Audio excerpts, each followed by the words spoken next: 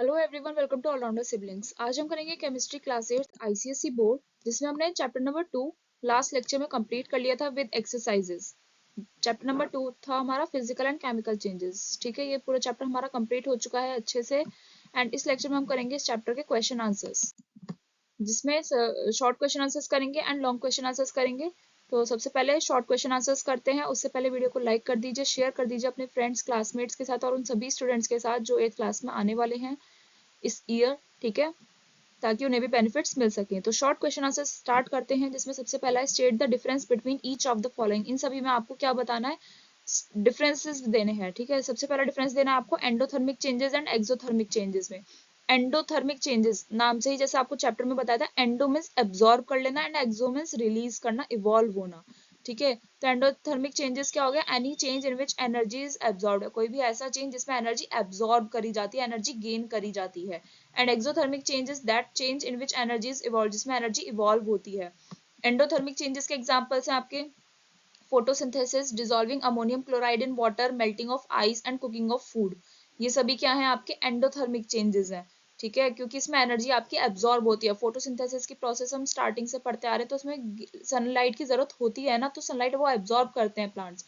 Exothermic changes के examples हैं आपके burning of would, burning of LPG, reaction of sodium with water etcetera. ये सभी इन सभी रिएक्शंस में एक्सोथर्मिक यानी कि एनर्जी आपकी क्या होती है, इवॉल्व होती है। तो ये डिफरेंस होता है आपका एंडोथर्मिक एंड एक्सोथर्मिक चेंजेस में। आगे अगला डिफरेंस आपको देना है slow changes and fast changes में। नाम से ही समझ में आ रहा है, स्लो मीन्स जो चेंज आपका बहुत लंबे टाइम में होता है। ठीक है, बहुत धीरे धीरे होता है यानी। और फास्ट चेंजेस हो गए कोई भी ऐसा चेंज जो शॉर्ट पीरियड ऑफ टाइम में ही हो जाता है। ठीक है, थोड़ी ही देर में वो चेंज हो जाता है, तो उसे हम फास्ट चेंज बोलते हैं। सो स्लो चेंजेस क्या होता है, any change that take place over a long period of time, कोई भी ऐसा चेंज जो उस चेंज को होने में ज्यादा लंबा टाइम लगता है, उसे हम स्लो चेंज बोलते हैं। फास्ट चेंज कोई भी ऐसा चेंज जो that take place within the short period of time, कोई भी ऐसा चेंज जो शॉर्ट पीरियड ऑफ टाइम में ही हो जाता है, उसे हम फास्ट चेंज बोलते हैं। स्लो चेंजेस के एग्जांपल हैं change of seasons, formation of clouds, growth in animals and digestion of food. ये सभी आपके स्लो चेंजेस होते हैं। फास्ट चेंजेस हैं आपके burning of paper, stretching of rubber band, bursting a balloon and cutting of an apple. ये सभी आपके फास्ट चेंजेस होते हैं। ठीक है, शॉर्ट पीरियड ऑफ टाइम में ये सभी चेंजेस हो जाते हैं, इसलिए हम उन्हें बोलते हैं फास्ट चेंजेस। नेक्स्ट डिफरेंस आपको देना है desirable changes and undesirable changes में। डिजायरेबल यानी कि हमारी मर्जी से होते हैं, हमारे लिए यूजफुल होते हैं। एंड अनडिजायरेबल चेंजेस वो होते हैं जो हमारे लिए हार्मफुल होते हैं, हमारे लिए अच्छे नहीं होते हैं। तो डिजायरेबल चेंजेस हो गए any change that is useful to us, जो हमारे लिए यूजफुल होते हैं। एंड अनडिजायरेबल चेंज हो गए any changes that is harmful to us, जो हमारे लिए हार्मफुल होते हैं। डिजायरेबल चेंजेस के एग्जांपल्स हैं आपके फॉर्मेशन ऑफ कोल, ठीक है, कोयला बनता है, वो भी हमारे लिए डिजायरेबल होता है यानी कि यूजफुल होता है। Ripening of grains, photosynthesis and formation of manure. Undesirable changes हो गए आपके rotting of food, rusting of iron, breaking of glass tumbler and floods. तो ये सभी ये डिफरेंस हो गया आपका डिजायरेबल एंड अनडिजायरेबल चेंजेस में। नेक्स्ट डिफरेंस आपको देना है periodic changes and non periodic changes में। तो periodic change any change that repeats itself after a regular period of time, कोई भी ऐसा चेंज जो अपने आप को एक रेगुलर पीरियड ऑफ टाइम के बाद रिपीट करता है फिर से। ठीक है, वो चेंज आपका एक पर्टिकुलर टाइम पीरियड के बाद फिर से रिपीट होता है, उसे हम बोलते हैं periodic change. And non periodic changes वो चेंज होते हैं दैट टेक प्लेस रैंडमली, जो रैंडमली हो जाते हैं, does not repeat after a regular period of time. यानी कभी भी हो जाते हैं ये नॉन पीरियोडिक चेंजेस और अपने आप को वो फिर से रिपीट नहीं करते हैं एक रेगुलर पीरियड ऑफ टाइम में, यानी कि वो होते हैं बट रेगुलर पीरियड नहीं होता उनका, कभी भी हो जाते हैं। ठीक है, पीरियोडिक चेंजेस के एग्जांपल्स है occurrence of day and night. Day and night जो होता है, दिन और रात का जो चेंज होता है, ये आपका पीरियोडिक चेंज होता है, क्योंकि एक पर्टिकुलर पीरियड के बाद क्या होता है आपका चेंज आता है ये वाला।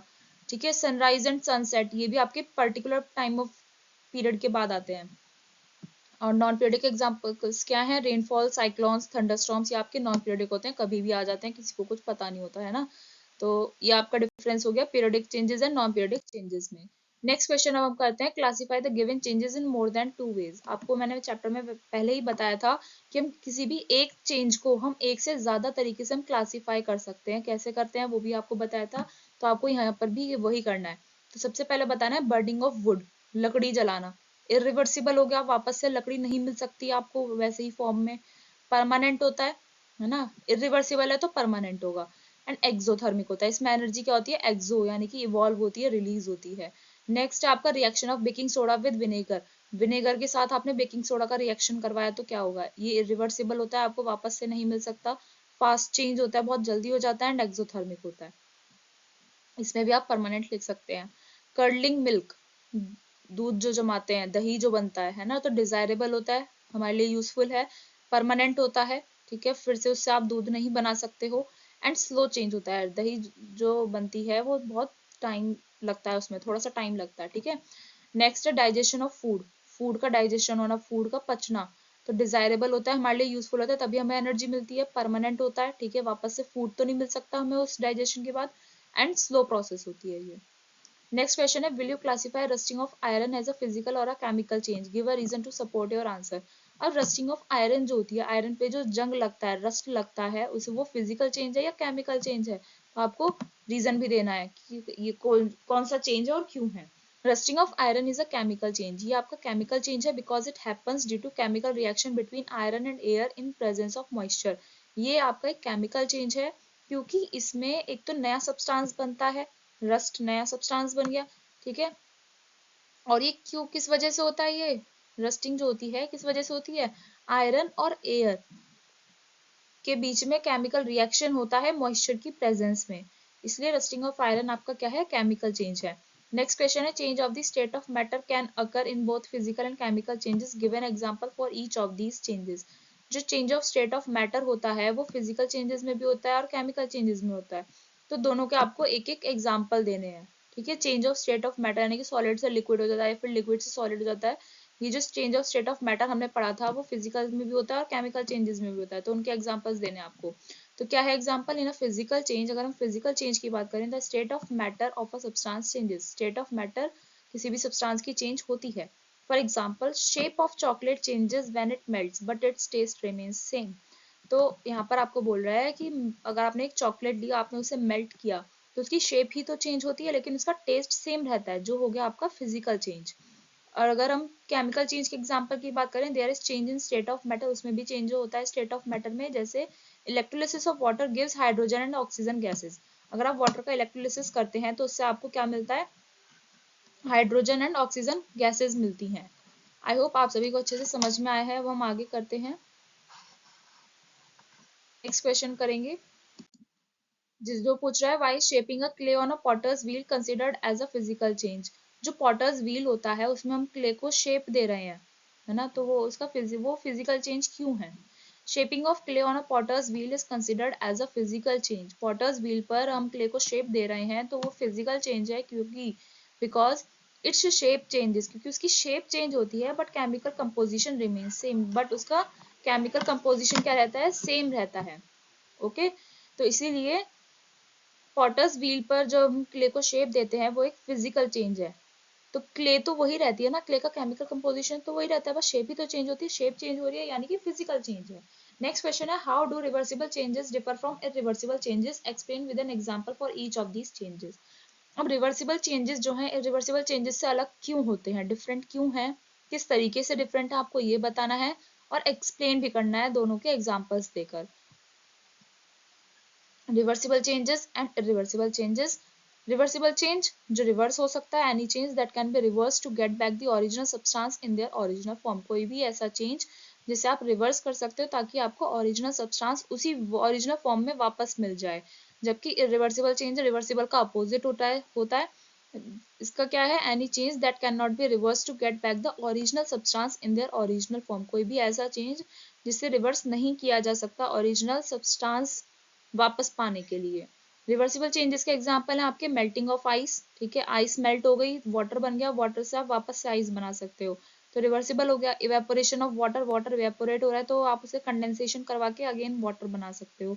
स्ट्रेचिंग अ स्प्रिंग, स्प्रिंग स्ट्रेच कर रहे हो अगर आप उसे छोड़ दो उस स्प्रिंग को, तो वो वापस अपनी ओरिजिनल फॉर्म में आ जाती है। तो ये सभी एग्जांपल हो गए आपके रिवर्सिबल चेंजेस के। इरिवर्सिबल चेंजेस के एग्जांपल्स देखते हैं, बर्निंग ऑफ वैक्स, ठीक है, आपने वैक्स बर्न करी तो वापस से आपको वैक्स नहीं मिल सकती।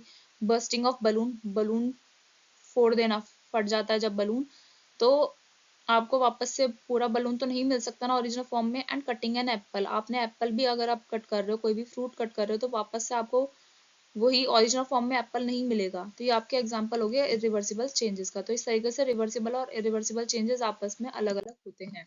नेक्स्ट क्वेश्चन है, give any two examples of each of the following types of changes. आपको कुछ चेंजेस के नेम दिए हुए हैं, उनके आपको क्या देने हैं, दो एग्जांपल्स देने हैं। फर्स्ट है undesirable change. Undesirable change means any change which is harmful to us. That means example होगा इसके rotting of food and rusting of iron. Food का खराब होना और आयरन का रस्ट होना, यह हमारे लिए अनडिजायरेबल चेंज होता है। नेक्स्ट है irreversible change. Irreversible change means जो आपको वापस रिवर्स ना हो सके और ओरिजिनल फॉर्म में ना मिल सके। तो बर्निंग ऑफ वैक्स हो गया and bursting of balloon. Fast change जो जल्दी उससे हो जाता है, burning of paper and stretching a rubber band. तो ये एग्जांपल्स हो गए किसके, जो आपको पूछा गया उनके। अब हम आगे बढ़ते हैं। आगे हमसे पूछ रहा है लॉन्ग क्वेश्चन आंसर सब हमें करने हैं, शॉर्ट हमारे कंप्लीट हो चुके हैं। लॉन्ग में फर्स्ट है list the characteristics of chemical changes. हमने केमिकल चेंजेस की प्रॉपर्टीज पढ़ी थी लास्ट लेक्चर में, वही आपको उनके नाम बताने हैं यहाँ पर। तो क्या क्या है, new substances form, new substance बनता है। यूजुअली इरिवर्सिबल होते हैं केमिकल चेंजेस जो होते हैं, वापस से ओरिजिनल फॉर्म में नहीं आ सकते। ज्यादातर ओरिजिनल फॉर्म में नहीं आ पाते हैं, कुछ केसेस होते हैं जिनमें आ जाते हैं। यूजुअली परमानेंट होते हैं, ये ज्यादातर परमानेंट होते हैं केमिकल चेंजेस। एनर्जी इनमें ज्यादातर एब्जॉर्ब या फिर इवॉल्व होती है। रिलीज, इसमें हीट रिलीज होती है, हीट का एब्जॉर्प्शन भी होता है किसी किसी केमिकल चेंज में। इवोल्यूशन ऑफ गैस भी होता है, गैस इवॉल्व होती है यानी गैस प्रोड्यूस होती है। कलर में चेंज आ जाता है, फॉर्मेशन ऑफ प्रेसिपिटेट, प्रेसिपिटेट बनता है एंड चेंज ऑफ स्टेट। ये सभी हमने कैरेक्टरिस्टिक्स अच्छे से चैप्टर में लास्ट लेक्चर में पढ़े हैं, तो वो पार्ट जरूर देखिएगा, आपको समझ में आ जाएंगे सभी। नेक्स्ट क्वेश्चन करते हैं, justify that respiration is a slow irreversible non periodic as well as an exothermic chemical change. आपको ये जस्टिफाई करना है, ये प्रूफ करना है कि रेस्पिरेशन आपका एक स्लो चेंज है, इरिवर्सिबल भी है, नॉन पीरियोडिक भी है और एक्सोथर्मिक केमिकल चेंज है। So respiration is a slow change. अब स्लो चेंज कैसे है, as it take place over a long period of time. Slow change इसलिए है क्योंकि रेस्पिरेशन होने में बहुत लंबा टाइम लगता है। ठीक है, फिर आपसे इरिवर्सिबल के बारे में पूछ रहा है। रेस्पिरेशन आपका इरिवर्सिबल चेंज है because it can not be reversed, आप इसे रिवर्स नहीं कर सकते हो।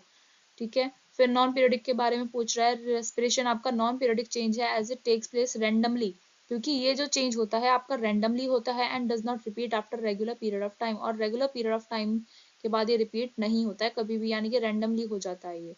एंड एक्सोथर्मिक के बारे में पूछ रहा है, ये एक्सोथर्मिक है क्योंकि इसमें एनर्जी इवॉल्व होती है। रेस्पिरेशन हो रहा है यानी कि फूड की ऑक्सीडाइजेशन हो रहा है, फूड ब्रेक डाउन हो रहा है, तभी तो हमें एनर्जी मिल रही है, तो एनर्जी इवॉल्व हो रही है इसमें, इसलिए एक्सोथर्मिक केमिकल चेंज हो गया। नेक्स्ट क्वेश्चन करते हैं, mention any 5 difference between physical and chemical changes. Physical and chemical changes के बीच में आपको कोई भी 5 डिफरेंसेस बताने हैं। तो आप ऐसे टेबल ड्रॉ करेंगे एंड डिफरेंसेस क्या है, फिजिकल चेंजेस में no new substance is form and chemical changes में न्यू सब्सटेंस बनता है। फिजिकल चेंजेस आपके टेम्परेरी भी हो सकते हैं, परमानेंट भी हो सकते हैं, बट केमिकल चेंजेस ज्यादातर आपके परमानेंट ही होते हैं। फिजिकल चेंजेस में फिजिकल प्रॉपर्टीज चेंज हो जाती हैं, बट केमिकल प्रॉपर्टीज में केमिकल प्रॉपर्टीज चेंज होती हैं। फिजिकल चेंजेस में क्या है, रिवर्सिबल भी होते हैं, इरिवर्सिबल भी होते हैं, बट केमिकल चेंजेस जो होते हैं यूजुअली आपके इरिवर्सिबल होते हैं। ठीक है, फिजिकल चेंजेस में क्या होता है, एनर्जी अब्जॉर्ब होती है या फिर इवॉल्व होती है, बट केमिकल चेंजेस में एनर्जी ज्यादातर एब्जॉर्ब होगी या फिर इवॉल्व भी होगी, ये दोनों कंडीशंस लगभग सेम रहती हैं। ठीक है, तो ये आपके 5 डिफरेंसेस हो गए फिजिकल एंड केमिकल चेंजेस में। नेक्स्ट क्वेश्चन की तरफ बढ़ते हैं, compare physical and chemical changes with the help of an activity. आपको फिजिकल एंड केमिकल चेंजेस को कंपेयर करना है एक एक्टिविटी की हेल्प से। प्रोसीजर क्या है, आपको क्या करना होगा, take a spoon of baking soda on a watch glass. Watch glass होता है आपका केमिस्ट्री लैब में, तो वहां पर उसमें 1 चम्मच बेकिंग सोडा लीजिए उस वॉच ग्लास में। Tested with a moist blue litmus paper, moist blue litmus paper से उसे टेस्ट करना है। Now add this baking soda to beaker A, और आप बीकर ए लीजिए, उसमें आप ये बेकिंग सोडा डाल दीजिए और उसे मिक्स कीजिए। Again tested with a blue litmus paper and note the colour. ठीक है, फिर से ब्लू लिटमस पेपर से उसे टेस्ट कीजिए और उस कलर को नोट कर लीजिए। Now take 10 drops of this baking soda solution on the watch glass and heat. अब इस बेकिंग सोडा जो आपका सॉल्यूशन था, ठीक है, बेकिंग सोडा वाला जो सॉल्यूशन बना, उसके 10 ड्रॉप्स लीजिए वॉच ग्लास पर और उसे हीट कीजिए। इतना करने के बाद आप ऑब्जर्वेशंस देखिए, आपको क्या देखने को मिलेगा। वी ऑब्जर्व्ड दैट, हमने ये देखा, when baking soda is dissolved in water, जब बेकिंग सोडा को वाटर में डिजॉल्व किया गया, the colour of blue litmus paper remains same. Blue litmus paper का जो कलर था वो हमेशा मतलब जब भी सेम रहा, बस वो हल्का सा लाइट हो गया। ब्लू लिटमस था ना, तो हल्का सा लाइट कलर हो गया। We can get back the baking soda, हमें सोडा वापस मिल सकता है बाय हीटिंग दी सॉल्यूशन, उस सॉल्यूशन को हम हीट करेंगे, क्योंकि वाटर में मिक्स किया है, वाटर तो आपका इवेपोरेट हो जाता है, आप हीट करोगे तो वाटर इवेपोरेट हो जाएगा और आपका क्या बचेगा, बेकिंग सोडा बनेगा। इसलिए कोई भी इसमें नया सब्सटेंस नहीं बना, इसलिए ये आपका फिजिकल चेंज होगा। समझ में आया? And when baking soda is added to vinegar, अब मान लीजिए आपने बेकिंग सोडा को विनेगर में ऐड किया, ठीक है, lots of effervescence is observed, बहुत सारी गैस बनती है, एफरवेसेंस बनता है, there is change in the state of matter भी चेंज हो जाता है, because a gas is form, क्योंकि उसमें गैस बनी, एफरवेसेंस बना यानी कि गैस बनी, एंड कलर जो था ब्लू लिटमस पेपर का वो थोड़ा सा रेडिश हो जाता है, रेड कलर का हो जाता है।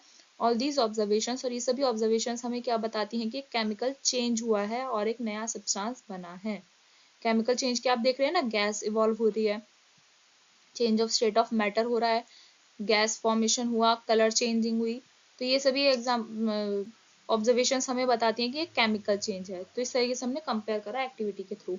नेक्स्ट क्वेश्चन है, why is evaporation considered a physical as well as endothermic change. अब हम इवेपोरेशन को फिजिकल भी बोलते हैं और एंडोथर्मिक चेंज भी बोलते हैं, एक्सप्लेन करना है। Evaporation of water is a physical change, evaporation of water आपका फिजिकल चेंज है, क्योंकि आप उसे रिवर्स कर सकते हो।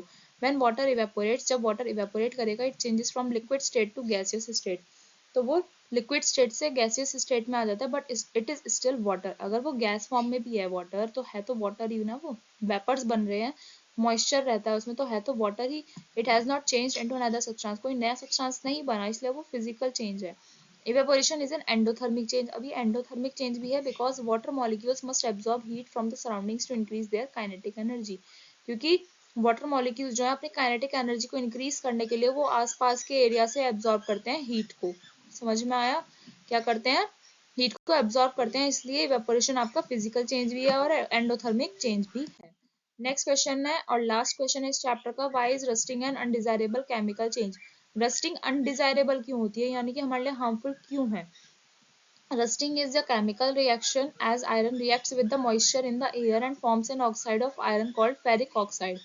Rusting एक chemical reaction है, क्योंकि इसमें आयरन जो है, जो एयर में मॉइस्चर प्रेजेंट रहता है ना, उसके साथ रिएक्शन करता है और एक ऑक्साइड बना लेता है, जिसे हम बोलते हैं फेरिक ऑक्साइड।